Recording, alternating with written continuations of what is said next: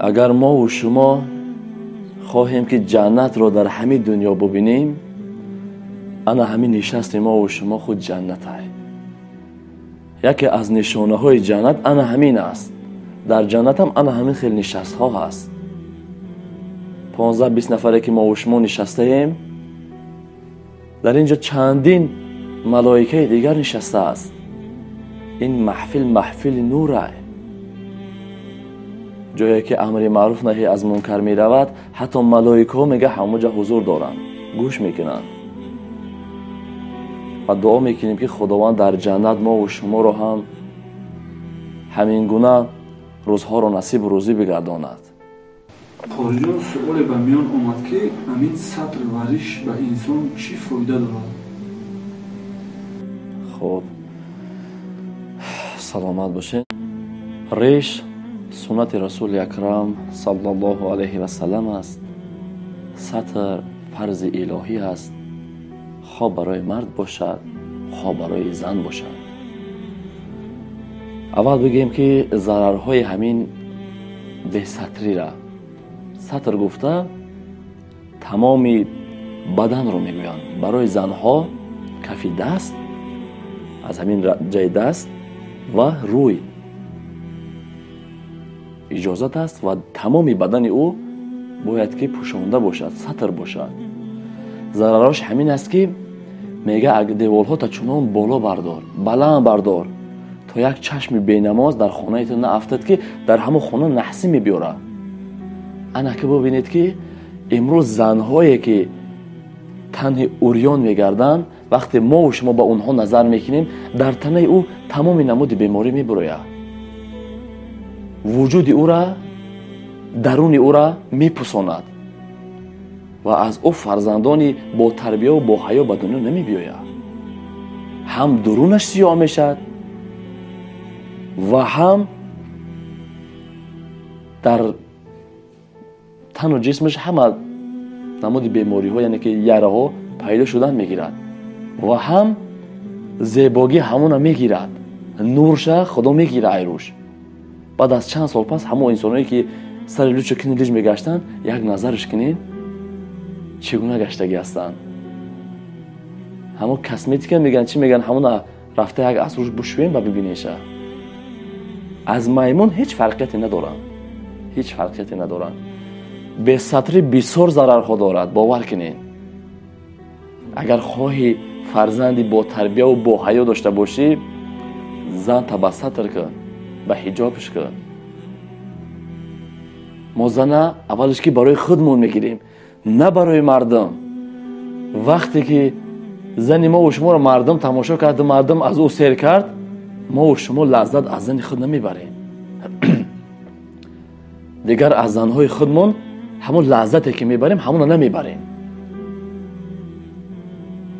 کنی بگه اینجا کدومت میخوین که زن سر لوچ کنیش در قدر کوچه قطید رفته باشه و همه نظراش کریسته باشه؟ البته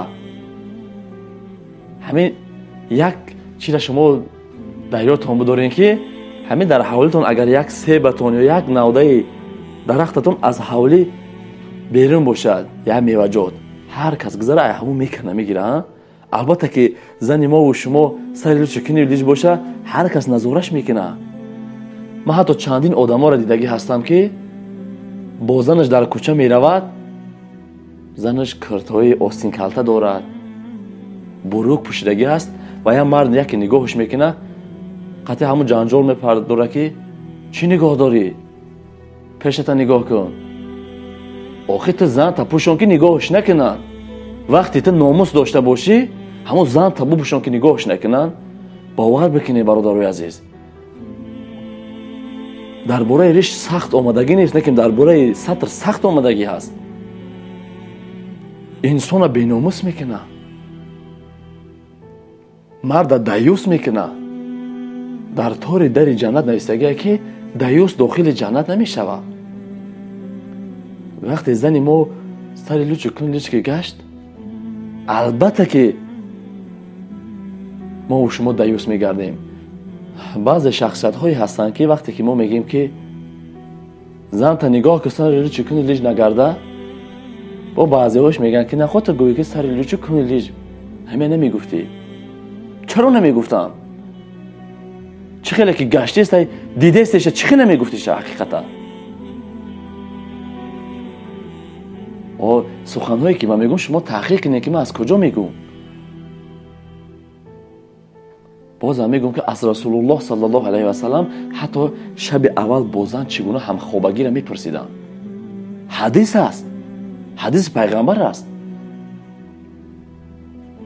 بخواهی فرزندان سالم، عائله خوشبخت، زنت را دخترات نگاه بکن از این راه ها. یک قانون خدا کسی ایراد کردن نمیتونه. اینه مثال با فرمان جناب عالی الحمدلله قرآن کریمه با ترجمه زبان تاجیکی گرداندن. میتونین بخونین خودتون باز ببینین. سوره نور آیت 31 نظر بکنین. خدا در همجا چی گفتگیه؟ میگه زنهاتون با ستر کنین، با حجاب بکنین، از چشم مردم نگاهش بدارین. زن میتونه سر لیچ گشته در نزد شوهرش میتونه در نزد پدر، مادر، برادرش میتونه. سوره نور آیت 31 نظر بکنین برادران.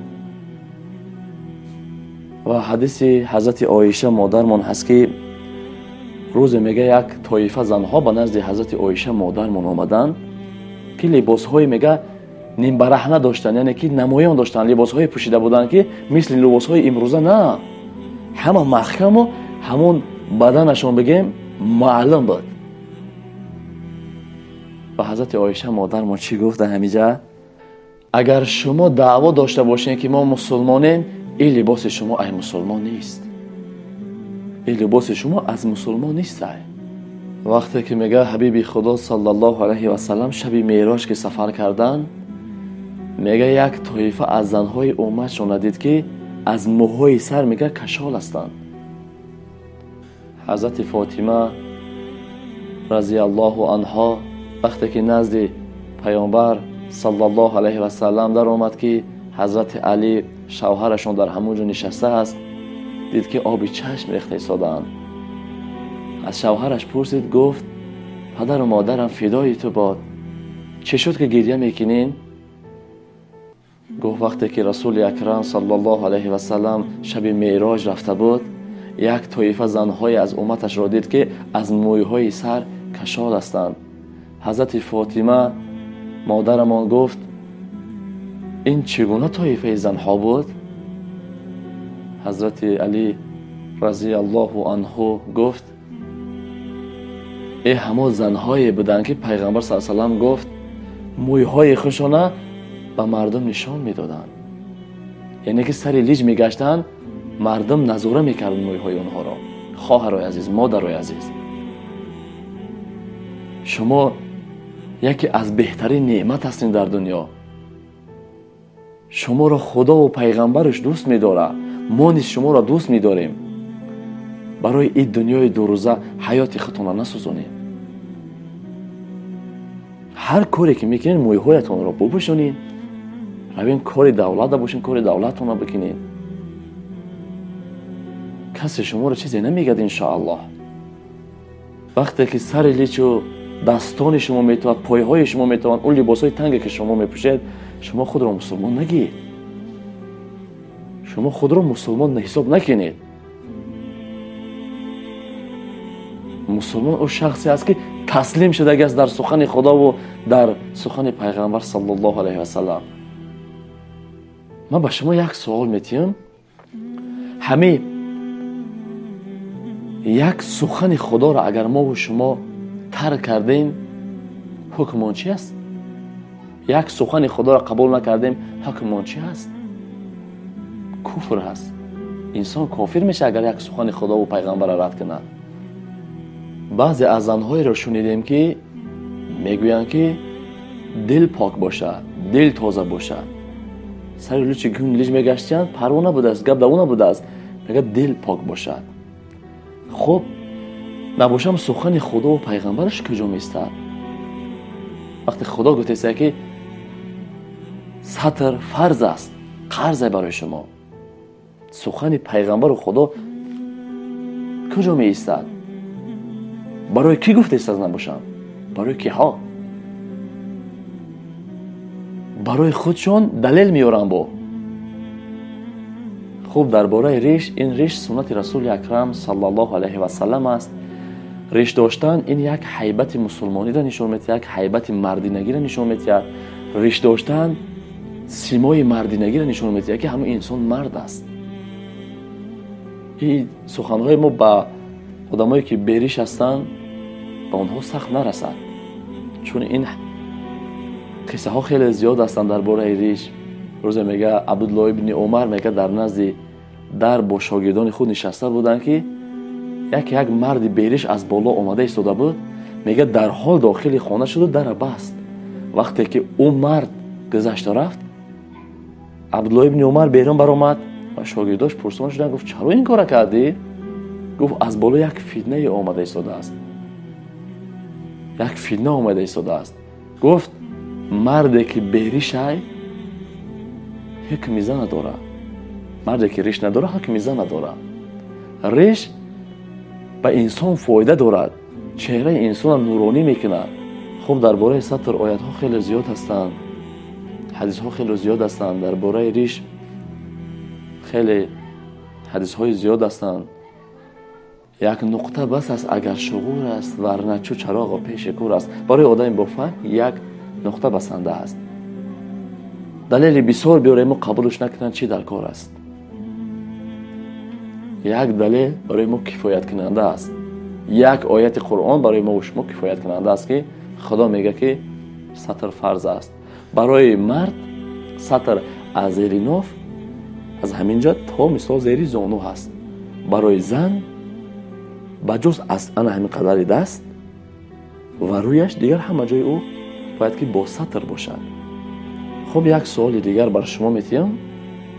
همین زنهایی را که مثال اوریان میگردند، وقتی نظر میکنین چه احساس میکنین؟ همین حالات چه احساس میکنین وقتی که تو نظر میکنی یک زنی به شرم و به حیا در شبکه‌های اجتماعی زنهای به شرم و به حیا را میبینی پر هستن، با مردم درای لایک میمونه.